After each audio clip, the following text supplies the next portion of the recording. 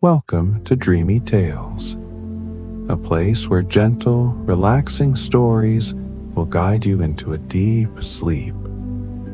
On this channel, we'll be sharing soothing stories to help you unwind and forget the worries of the day. If you enjoy these peaceful moments, don't forget to hit the subscribe button and tap the notification bell so you won't miss any of our bedtime tales. Let's create a space of relaxation together each night. Now, before we dive into tonight's story, let's take a few moments to relax your body and mind. Find a comfortable spot to sit or lie down. Gently close your eyes and take a deep breath.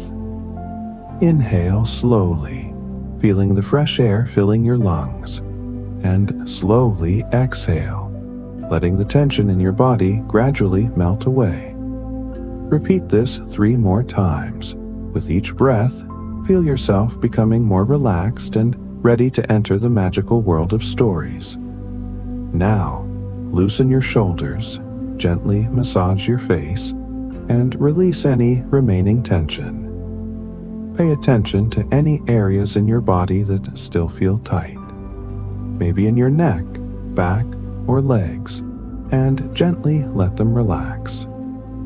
Next, we'll do a short guided visualization. Imagine yourself in a beautiful garden under the night sky, with the soft moonlight shining down. You can hear the rustling of leaves in the breeze, the sound of water flowing gently in the distance. Feel the cool breeze brushing against your face. Now that your body and mind are relaxed, let's step into tonight's story. But before we begin, remind yourself that you deserve these moments of relaxation, and let go of all worries as you listen to each word.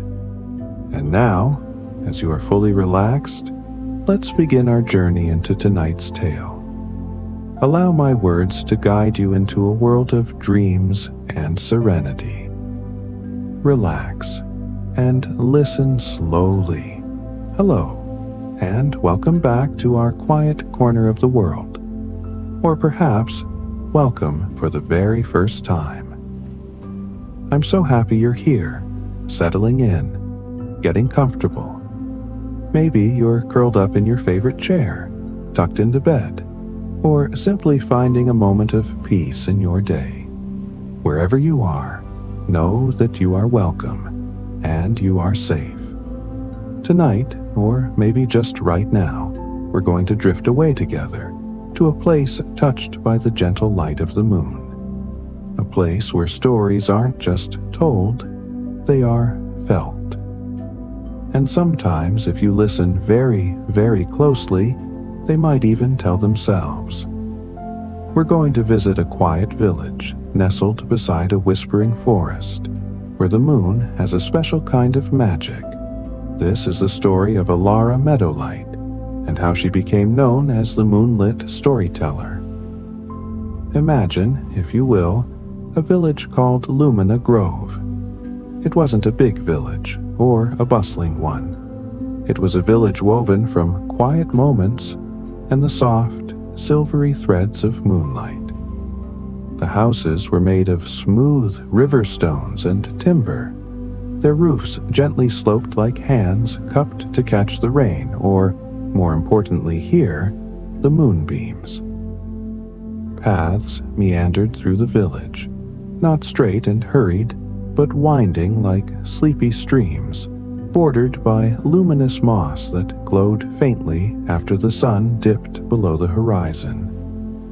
In Lumina Grove, the days were pleasant, filled with the scent of earth and pine, but the nights, the nights were magical. The moonlight didn't just illuminate, it seemed to hum with a gentle energy. It painted everything in shades of silver and pearl, making the shadows dance and the familiar seem wonderful and new. And in this village lived Alara Meadowlight. Alara was a young woman with eyes the color of warm amber, and hair like spun moonlight itself. often braided with strands of that luminous moss. She wasn't the strongest in the village, or the fastest, or the loudest. Alara was quiet. She was observant. She loved to sit by her window at night, watching the moon climb the sky, tracing the patterns of the stars that peeked through the forest canopy. More than anything, Alara loved stories. She loved the way they could transport you, the way they could make you feel brave, or sad, or joyful, all within the safety of listening. She loved how they connected people, how a shared story could make strangers feel like friends and friends feel like family. But there was a gentle sadness lingering in Lumina Grove. The village used to have a storyteller, Old Maeve, whose voice was like warm honey, and whose tales could fill the darkest night with light. Her stories weren't just entertainment. They were the heartbeat of Lumina Grove. They told of the forest spirits, of the river's ancient journey, of the moon's gentle wisdom, and of the quiet heroes who built their homes with kindness. But Old Maeve had, sadly, journeyed to a place beyond the whispering forest, a place of quiet rest. And since she had left, the stories had begun to fade. The villagers still gathered under the moon, but the air felt different. Quieter, yes, but without the vibrant hum of a story being born in the telling. The children still played, but their games lacked the echo of legendary adventures. The moon still shone, but its magic felt a little less potent without stories to give it meaning. Alara felt this fading deeply. It was like a quiet ache in her heart, a sense that something essential was missing. She would try to remember Old Maeve's stories, whispering fragments to herself or to the trees, but it wasn't the same. A story needs a voice, a listener, a moment shared under the moon. She saw the subtle change in her village. The smiles were a little less bright at night, the laughter a little less free. The magic of Lumina Grove was dimming, not because the moon was weaker, but because the bridge between the moon's magic and the villagers' hearts, the bridge of stories, was crumbling. One night, as Alara sat by her window, the moonlight seemed to pour in with unusual intensity. It silvered her hands, her face, the simple wooden table beside her. She felt a strange sensation, not just light, but a feeling, a gentle prompting. It was as if the moonlight itself was whispering to her, not in words she could understand with her ears, but with a feeling that resonated deep in her soul. It was a feeling of possibility, of something needing to be found, an urging to listen, but not just with her ears. She closed her eyes and focused on that feeling. It was like a thread of moonlight tugging gently at her heart. She listened with her whole being. And slowly she began to hear, or rather, to sense a story forming. It wasn't a story of heroes or dragons, but a story of the moonbeam currently resting on her hand. It told of its journey from the sun, reflected by the moon, traveling across vast, silent space, just to arrive right there, at that very moment, on her hand. It was a story of connection, of immensity, and of the simple miracle of light. And in that moment, Alara realized something profound. Stories weren't just things that were told. They were things that were. They were in the light, in the wind, in the quiet hum of the earth, in the ancient stones, in the leaves of the trees, and perhaps, most importantly, in the gentle, silent spaces in between everything. Old Maeve hadn't made stories up. She had found them. She had listened to the world and translated its whispers into words everyone could understand and cherish. This realization filled Alara with a quiet determination. The stories weren't gone. They were just unheard. And perhaps, just perhaps, she could learn to hear them. The feeling from the moonlight intensified, pointing not just inwards but outwards, towards the whispering forest that bordered Lumina Grove. There was a legend, whispered in hushed tones even when stories were abundant, of a place deep within the forest, or perhaps beyond it, a place where the oldest stories resided, waiting patiently to be found. Some called it the Grove of Echoes, others the Silent Library, and still others the place where the world remembers. Alara knew, with a certainty that settled warm and heavy in her chest, that this was where she needed to go. She wasn't seeking fame or adventure in the usual sense. She was seeking connection. She was seeking the lost heartbeat of her village. She was seeking the stories themselves, not just to bring them back, but to learn how to listen, so that the well of stories in Lumina Grove would never run dry again. It wasn't a decision made lightly, but it was made with a gentle resolve. She would prepare quietly. She gathered a simple cloth bag, placing inside a smooth, comforting stone from the riverbank, a small loaf of bread made with flour from the village mill, and berries from the forest edge, a water skin, and a sturdy yet lightweight cloak woven by her own hands. She didn't announce her journey to the whole village. Instead, she spoke quietly to her closest neighbor, Elder Thistlewick, a kind old man who tended the luminous moss garden. He listened with his wise, crinkling eyes, nodding slowly. "Ah, Alara," he murmured, his voice like dry leaves rustling. "The stories. Yes, they are like fireflies, aren't they? Easy to see when many are together, but hard to spot when one drifts alone. You feel the pull, do you? The world remembers, child. It always remembers. But you must learn its language. Go gently, little meadowlight. Listen with your heart, not just your ears. The forest has its own stories, you know.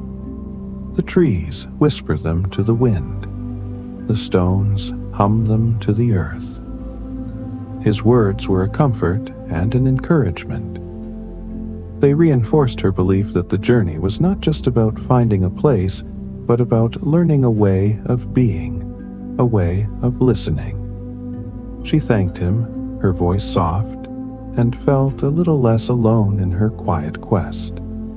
So, one morning, just as the first hint of pearl-gray light touched the sky before the sun officially rose, while the moon still lingered like a shy friend, Alara Meadowlight slipped out of her small house.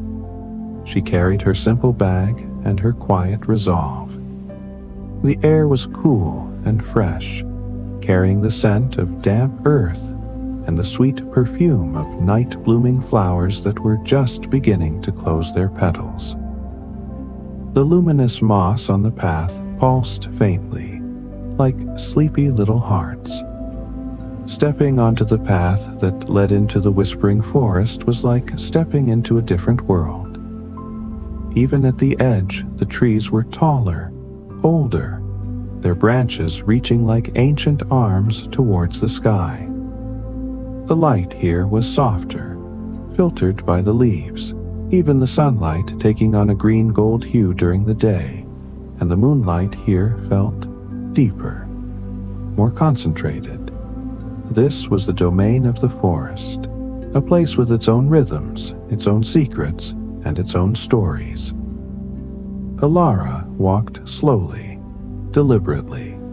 She reminded herself to listen, not just for the snap of a twig underfoot or the call of a bird, but for the subtle, non-verbal language the forest might use. She noticed how the leaves rustled in the wind, each tree species making a slightly different sound. The papery whisper of the birches, the deep sigh of the pines, the gentle chatter of the oaks. It sounded a little like different voices murmuring secrets, each one distinct, each one a tiny fragment of a story, perhaps. She passed by ancient stones covered in moss and lichen, looking like sleepy giants. She reached out a hand and gently touched one. It felt cool and solid, rooted deep in the earth. She closed her eyes and tried to listen with her fingers, with her palm. She felt the rough texture, the slight dampness of the moss, the immensity of the stone beneath, and she felt a stillness, a deep, patient stillness that spoke of eons, of rain falling, of sun warming, of roots winding around it, of countless creatures finding shelter nearby. It was a story of time, of patience, of being present. She smiled. Elder Thistlewick was right. The stones hummed. Her journey wasn't about speed, it was about presence. She walked as if she were part of the forest, not just passing through it. She noticed the delicate spider webs strung between branches, catching the light like tiny, intricate tapestries. She saw insects with wings like stained glass, buzzing with their own tiny lives and journeys. She watched a family of small, furred creatures with bright, curious eyes scamper up a tree. Their movements a story of family, of instinct, of the simple joy of climbing. She stopped by a small stream, its water clear and cool, tumbling over smooth stones. She knelt and cupped her hands, drinking deeply. The water tasted of the earth and the sky. She watched the way it flowed, never stopping, always moving, adapting to the stones in its path, finding its way around obstacles. It was a story of persistence, of adaptability, of constant, gentle change. The sound of the water was like a lullaby, a continuous, flowing narrative. As the sun began to dip again, casting long, dancing shadows, Alara found a small, mossy hollow beneath a sheltering tree to rest. She ate her simple meal, the bread tasting sweeter outdoors, the water more refreshing. The forest sounds shifted as day turned to dusk. The birdsong lessened, replaced by the first chirps of night insects and the soft hoot of an owl in the distance. And then, slowly, tentatively, the luminous moss began to glow more brightly. The forest floor was outlined in gentle, pulsing light, like a hidden constellation on the ground. She lay back, using her bag as a pillow, and watched as the moon, still just a sliver, began its ascent. And she listened. Really listened. She heard the whisper of the wind carrying scents from far away. She heard the quiet creaks of the ancient trees settling into the night. She heard the tiny rustles of unseen creatures moving through the undergrowth. And she felt the profound quiet that underlies all sound in the deep forest. It was in this quiet that the subtle stories seemed to resonate most strongly. She thought of Lumina Grove, her home, and felt a pang of longing, but also a renewed sense of purpose. She was doing this for them, yes, but also for herself, for her own heart that craved the richness of stories. She realized that the act of seeking was already a part of the story she was living. The next day and the day after that, she continued her slow, observant journey. The forest shifted and changed around her. She passed through groves of slender trees with silver bark that seemed to shimmer even without moonlight. She navigated areas where the roots of the trees grew above ground, forming intricate, natural sculptures, like pathways woven by giants. She encountered pockets of air that smelled distinctly of rain, even when the sky was clear, or air that carried the faint, sweet scent of blossoms she couldn't see. She learned to trust her intuition. When the path seemed to fork in confusing ways, she would pause, close her eyes, and feel for the gentle pull, the subtle resonance that felt most like the story she was following. Sometimes it led her along an unexpected detour, showing her a hidden glade filled with flowers shaped like tiny bells that chimed in the breeze, or a smooth rock face covered in ancient, faded carvings that seemed to tell a silent tale of the Earth's history. One afternoon, she came to a wide, deep ravine. The path seemed to disappear. Looking across, she could see the forest continuing on the other side, looking even denser, older. The ravine itself seemed to hum with a different kind of energy, a deep, resonant sound that felt both ancient and a little empty. How could she cross? There was no bridge, no obvious way down and up the other side without great difficulty. She sat by the edge, feeling a flicker of discouragement. This felt like a true obstacle. But then she remembered the water, the stone, the leaves. They all had stories of overcoming, of persistence, of finding a way. She closed her eyes again, breathing slowly, feeling the air, listening to the deep hum of the ravine, and she heard it, or rather she felt it. A story about the ravine itself. It wasn't a grand adventure story. It was a story of how the ravine came to be, carved by ancient waters, shaped by the slow shifting of the earth, visited by generations of winds and rain. It was a story of time, yes, but also a story of space. The space that existed between the two sides, and the story seemed to whisper about connection, about things that are separate but still belong to the same whole.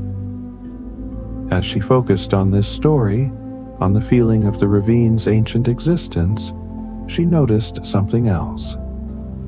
The air above the deepest part of the ravine seemed to shimmer faintly, almost imperceptibly, like heat haze, but cooler and tinged with silver.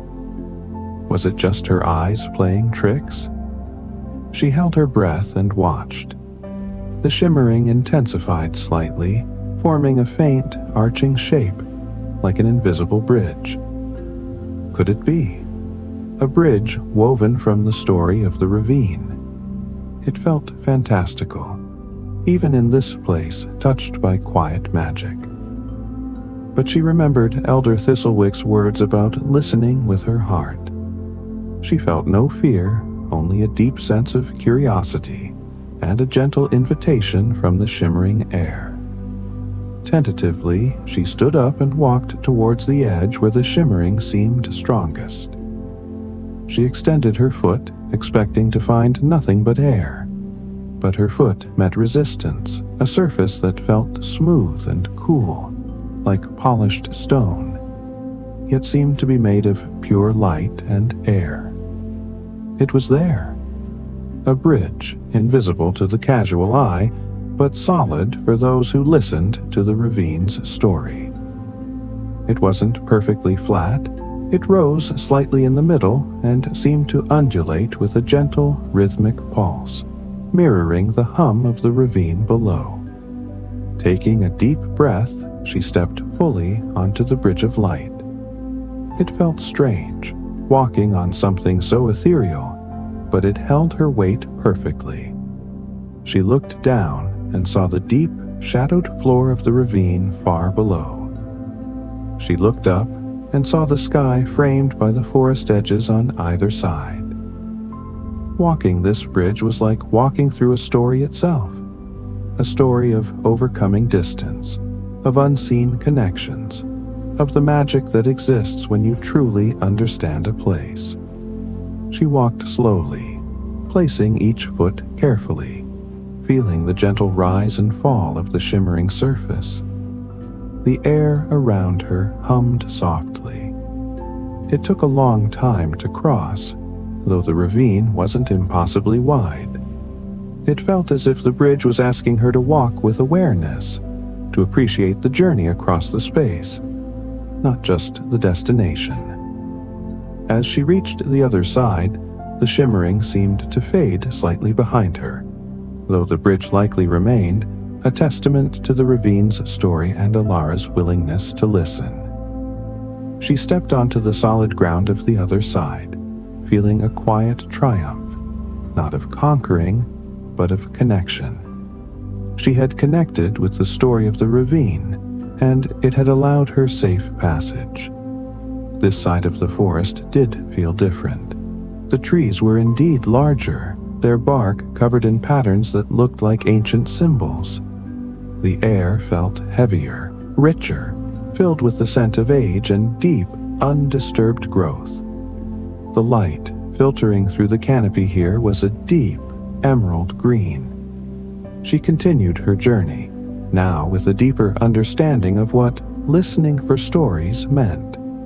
It meant being present, being open, feeling the energy and history of a place. She encountered small creatures she had never seen before. Delicate, moth-like beings with wings that pulsed with soft light, flitting silently through the undergrowth. She saw vines that twisted into shapes resembling animals from old Maeve's stories, as if the forest itself was remembering. She found a cluster of stones arranged in a circle, covered in moss that glowed with an intense, soft light. As she sat among them, she felt a wave of feelings wash over her. Feelings of peace, of ancient wisdom, of deep rootedness. It felt like the stones were communicating, not with words, but with pure emotion and memory. It was a story of community, of gathering, of shared strength. She closed her eyes and simply bathed in the feeling, letting it soak into her. Days turned into nights, and nights into days. Alara didn't keep strict track of time. She ate when she was hungry, slept when she was tired, and walked when the path felt right. Her clothes became worn, her face a little thinner, but her eyes seemed brighter, filled with the quiet wonder of her journey. She felt more and more connected to the forest, to the rhythm of the earth and the sky. She no longer felt like a visitor, but like a small belonging part of this vast living story. One evening, as the moonlight poured down, bathing the forest in silver, she noticed that the luminous moss on the ground wasn't just glowing, it was forming patterns. Swirls and lines that seemed to flow like gentle currents. She followed the brightest trails, feeling drawn forward by this silent, glowing map. The moss led her deeper into the oldest part of the forest, where the trees were truly immense, their trunks wider than her small house, their crowns lost in the darkness far above. The air here was still and cool, carrying the scent of ancient decay and vibrant new growth simultaneously. The glowing moss trails converged in a small, circular clearing. In the center of the clearing stood not a tree, but a single enormous crystal, pulsing with a soft internal light that seemed to mimic the moonlight but was somehow richer, deeper. It was transparent in places, opalescent in others, containing swirls of color that shifted and moved like captured galaxies. This must be it, the place where the world remembers, or perhaps the heart of the silent library. The clearing was utterly silent, save for the faint musical hum emanating from the crystal. Alara approached it slowly, her heart beating with a mixture of awe and trepidation. It was more beautiful, more mysterious than anything she could have imagined. She reached out a hand, hesitant, towards the crystal's surface. Before her fingers could touch it, the light within the crystal intensified, and the humming sound became louder, more complex, like a symphony played by unseen instruments. And then, images began to form within the crystal. Not like pictures, but like living memories, flowing and changing. She saw images of the ancient earth, of creatures long gone, of the first trees pushing through the soil, of stars being born, of rivers carving their paths, of tiny seeds sprouting. It was overwhelming, a torrent of the world's memory, its deep, unending story. It was too much, too fast. The images swam before her eyes, the hum felt almost deafening. She stumbled back, covering her ears, feeling dizzy and disoriented. This wasn't like listening to a stream or a stone. This was the whole world's history flooding into her at once. She felt a wave of despair. How could she possibly gather stories from this? It was chaos, not narrative. She sank to the ground, tears stinging her eyes. She had come all this way, overcome the ravine, learned to listen, only to find that the source of stories was too vast, too intense to comprehend. She felt like a small, empty cup trying to catch an ocean. She stayed there for a long time, simply breathing, letting the intensity of the crystal's hum wash over her, trying to regain her equilibrium. As the initial overwhelm subsided, she noticed something. The images and sounds within the crystal weren't just a chaotic flood. They were made up of countless tiny individual moments, like dust motes dancing in a sunbeam, each one a complete, perfect fragment of a story. And the humming, while complex, was made of distinct, interwoven tones, each one a note in the world's ancient song. She remembered Elder Thistlewick's words. Listen with your heart, not just your ears. She had been trying to grasp the whole, the immense library. But maybe she didn't need the whole. Maybe she just needed to learn to perceive the individual stories within the vastness, to gently reach out and connect with one, then another. She sat up, facing the crystal again, but this time, she didn't try to take it all in. She focused on her breathing, making it slow and steady. She quieted her mind, letting go of her desperation. And then, she extended her hand again, not reaching for the crystal, but extending towards it, like offering a quiet greeting. She focused on the feeling of connection, of respect for the ancient energy before her. The instant her hand reached the boundary of the crystal's energy field, something shifted. The overwhelming flood didn't stop, but it seemed to slow down. The intense light softened, the hum became less demanding, and instead of a chaotic swirl, she began to see individual images and hear distinct sounds separating themselves from the flow, like leaves drifting gently down a stream instead of a raging torrent. She saw an image of a tiny, perfect flower opening its petals to the sun for the very first time. She heard the soft landing of a single feather drifting from a high branch. She felt the warmth of a mother creature sheltering her young in a forgotten hollow. She experienced the quiet determination of a root pushing through hard earth. These were the stories. Not grand narratives, but moments, feelings, simple, profound acts of existence. She closed her eyes, keeping her hand extended, and focused on letting the stories come to her, like catching snowflakes on her tongue. She didn't try to analyze them or capture them in words yet. She simply received them, letting their essence settle within her.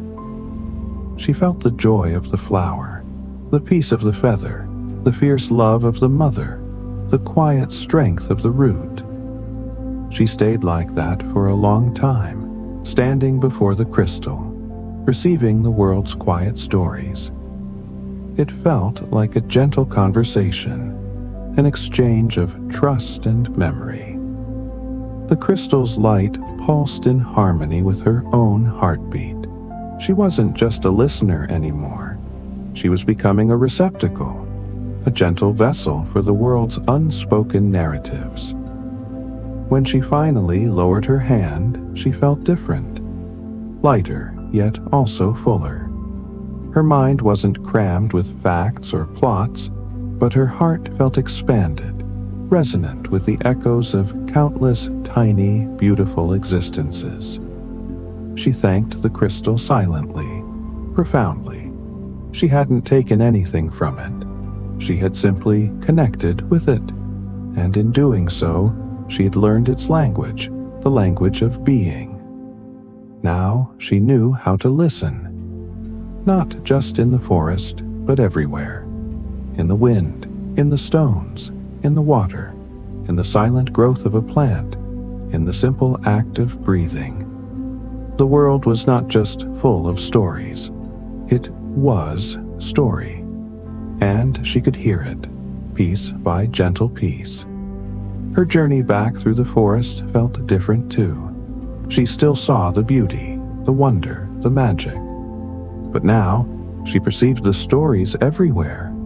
The pattern on a butterfly's wing was a story of transformation. The way the moonlight fell between the trees was a story of light and shadow playing together.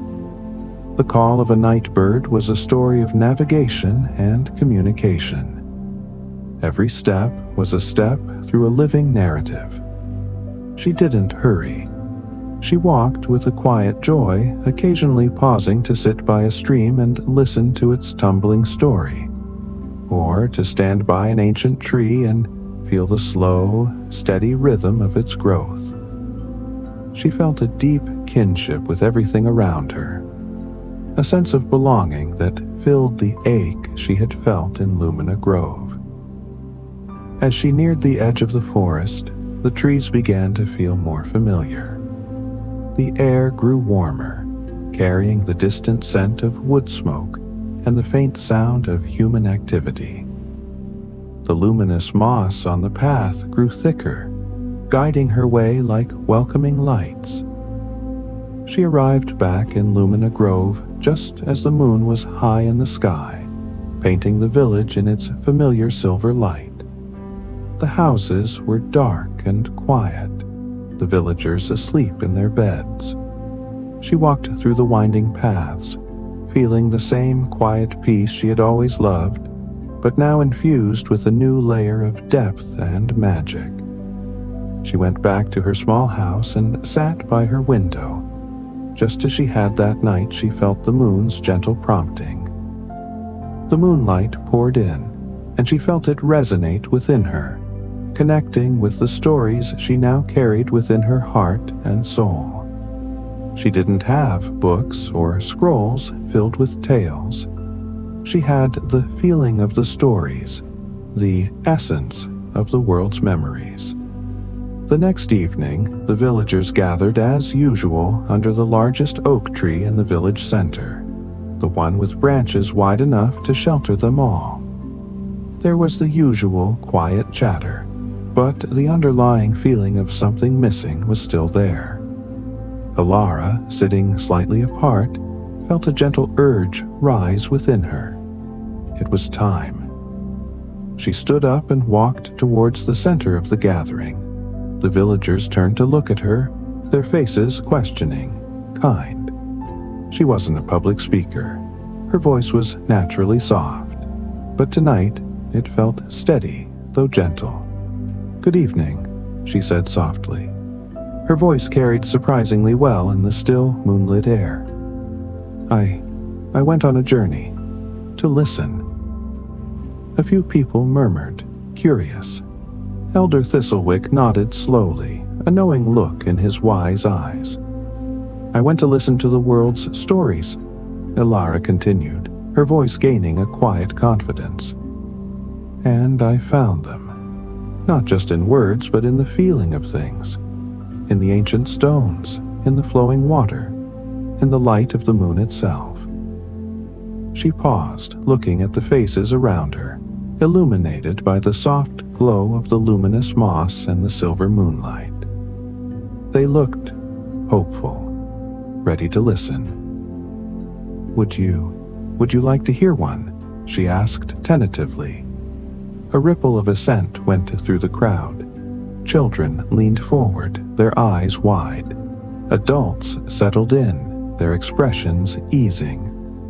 Elara closed her eyes for a moment, centering herself, connecting with the feeling of the stories she carried.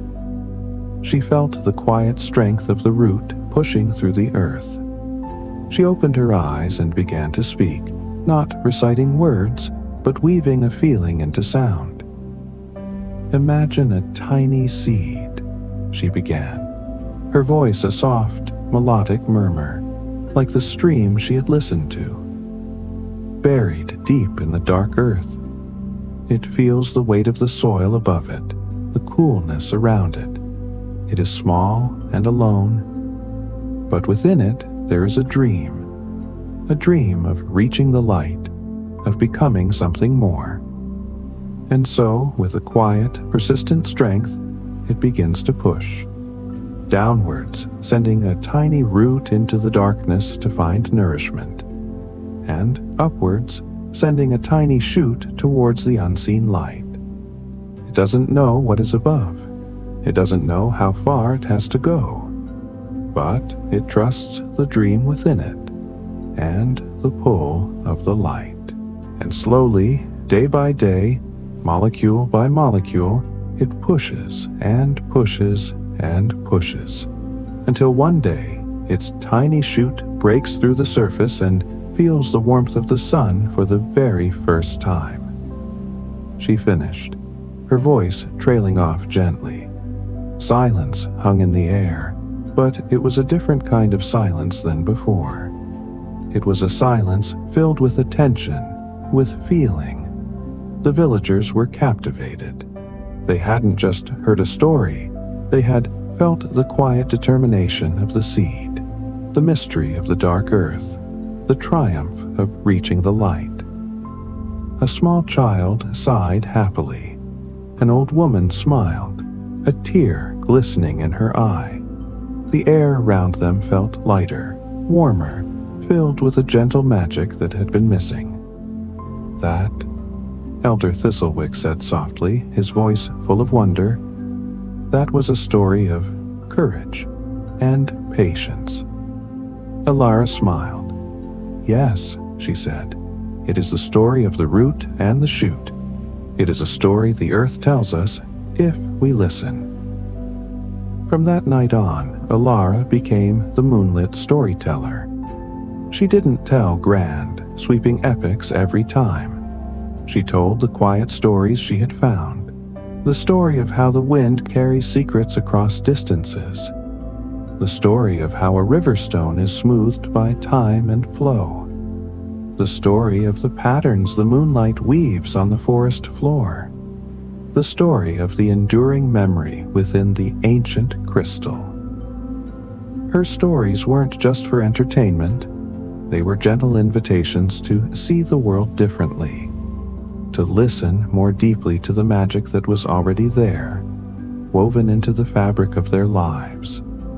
She helped the villagers remember how to listen for their own stories, the ones held in their gardens, in their crafts, in their shared meals, in their dreams. The luminous moss in Lumina Grove seemed to glow more brightly than ever before. The children's games were once again filled with the echoes of wonder. The adults found new ways to connect, sharing not just tasks but observations, feelings, quiet moments of beauty. The heart of Lumina Grove began to beat strongly again, powered by the gentle rhythm of rediscovered stories. Ilara Meadowlight, the quiet observer, had found her voice, not by becoming loud or grand, but by becoming a gentle conduit for the world's quiet truths. She didn't claim ownership of the stories. She was simply the one who helped others hear them. And, under the gentle gaze of the moon in the quiet silvered village of Lumina Grove, the stories continued to flow, carried on the soft air, whispered by the trees, hummed by the stones, and shared, heart to heart, by the moonlit storyteller and her listening village. Her journey wasn't over, of course. The world was vast and full of countless stories waiting to be heard. Perhaps one day she would journey again to listen in a different place, by the shore of a silent sea, or atop a windswept plain, or even in the heart of a bustling, noisy place where the quiet stories might be the hardest, but perhaps the most important to find.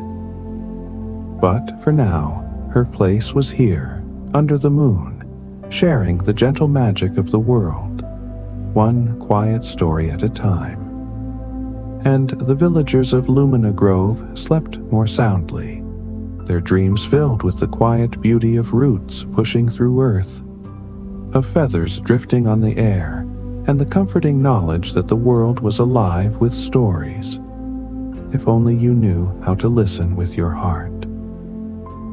And perhaps, as you settle in now, feeling the quiet peace of this moment, you too can listen. Listen to your own breathing, the quiet rhythm of your body settling down. Listen to the gentle sounds around you, the rustle of blankets, the distant hum of the night. Listen to the quiet space within your own mind. What stories are waiting there? What gentle truths does your own heart want to whisper to you? Sleep now, gently. Let the quiet stories of the night cradle you. The moon is watching over you, and the world is humming its ancient lullaby. You are safe. You are loved. And the stories are always, always there, waiting for you to listen. Good night. Or perhaps just rest now and dream sweet dreams, filled with the quiet magic of stories waiting patiently in the moonlight.